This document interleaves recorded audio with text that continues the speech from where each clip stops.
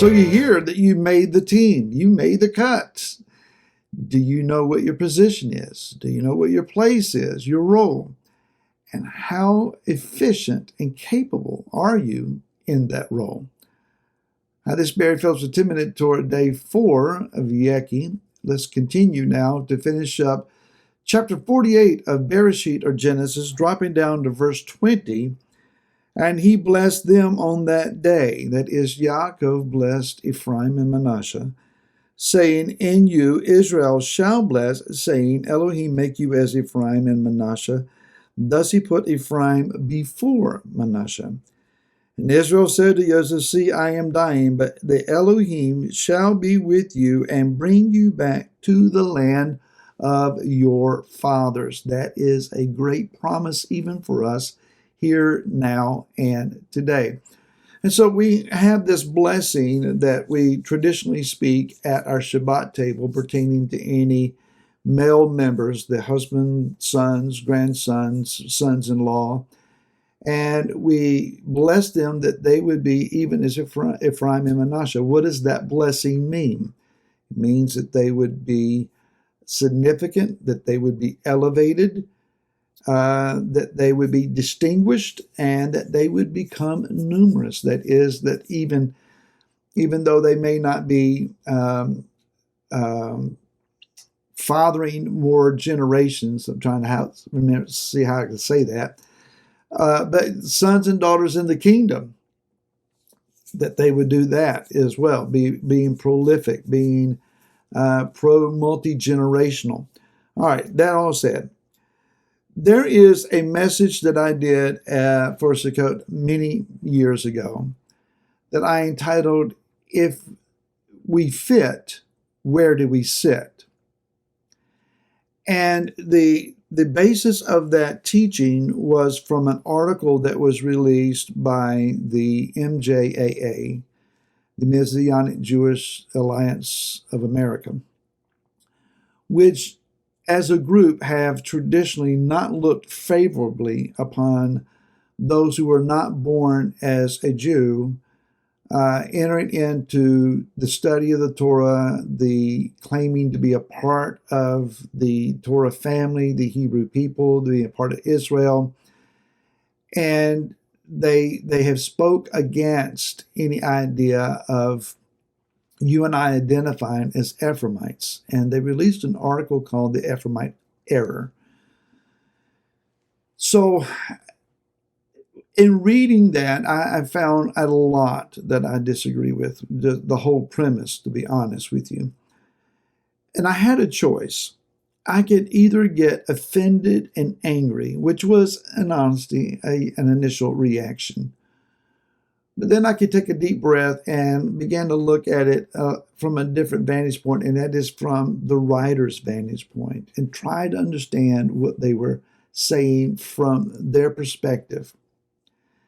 Too often what happens is that we hear someone conversing with us, and we see their lips moving. We basically hear the words coming out of their mouth, but we've already responded in our mind, formed our response, and we were just waiting for them to hush so we can tell them what we think is more important than what they just said.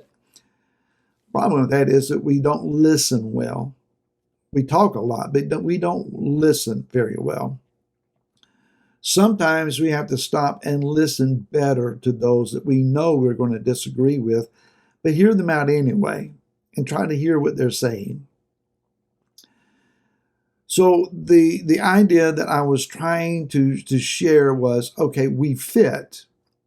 We are a part of this body, whether there are those who would not agree with that or not, but we are a part. But where do we sit? How do we situate ourselves? I'll try to answer that question in just a moment.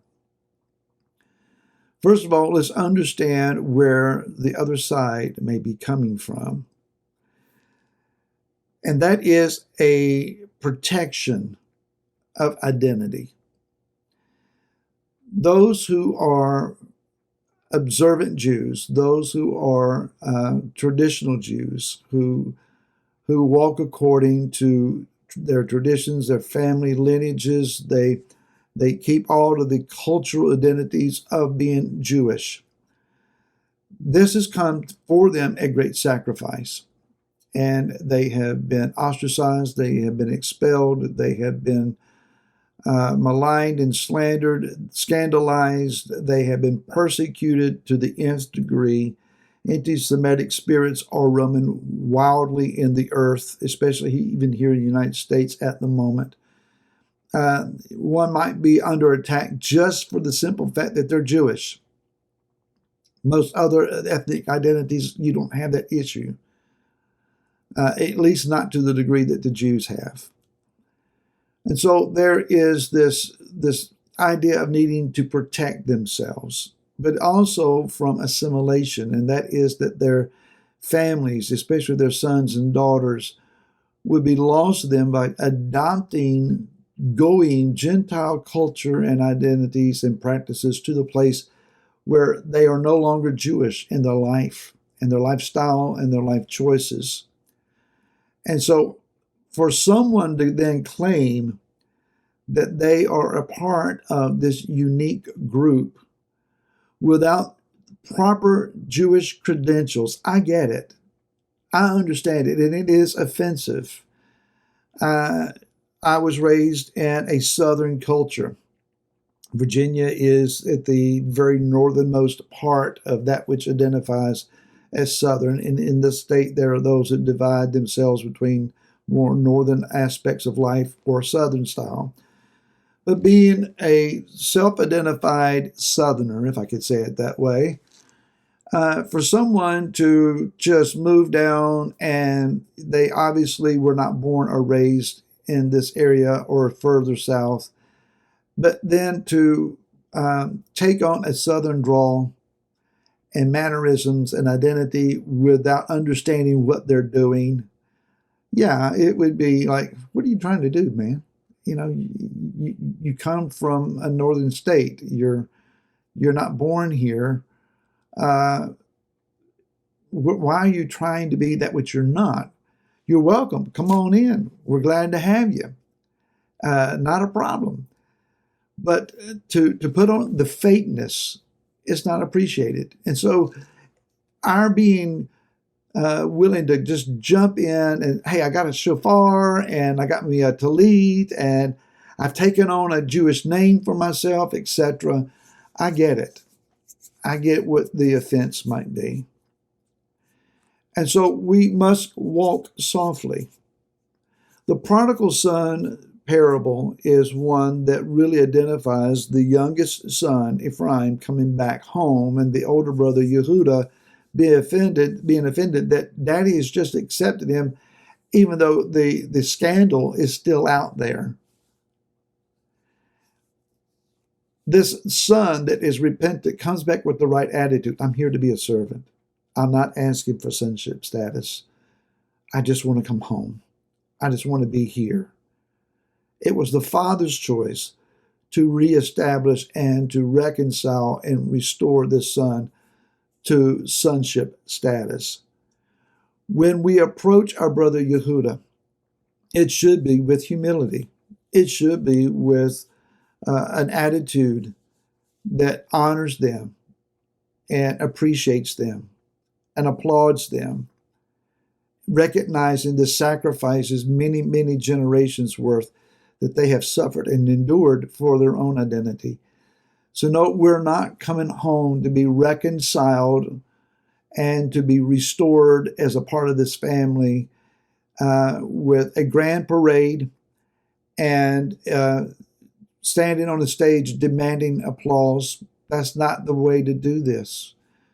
We're to come back with the humility of Yeshua. And we are to recognize Yeshua said, when you go to a feast, don't go claiming the top seats. Don't go claiming exalted status.